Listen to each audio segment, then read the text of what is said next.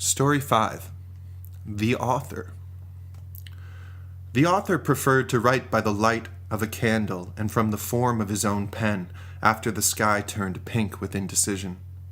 His work carried well past the hour of the wolf, when things became dark and bone cold, and the night turned ambivalent to the existence of sleeping vessels. One eve, whilst the moon waxed along its parabolic course in the sky, the author found his work had taken on the uncharacteristic nakedness of first person. Now he was not composing, but instead investigating his own unending capacity for introspection. It was as if a dark city had been pulled over his eyes, and there was no other recourse than to shine a light to see where he was coming from.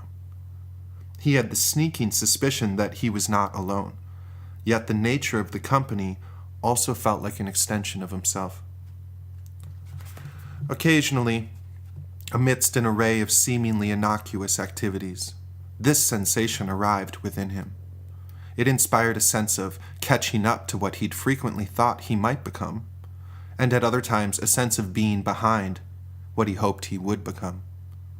In a sense, this sensation was always distant from him, like the ever-folding paradox of Zeno. Or perhaps as the countryside appears from the eyes of a hawk traveling this way and that along its peripatetic course, and yet it provided him a deep exhilaration. For it seemed as of late that the author had entered a corridor that ran parallel to his life, a hallway lined with glass walls. On the other side of the glass, his usual life as he had known it. The person in the corridor, one who is interested in this life that he is living. At moments like these, it was as if he'd stepped into his own observation, albeit unknowingly, and only for a brief instant, and because of this, became an unwitting observer of his own observation of himself.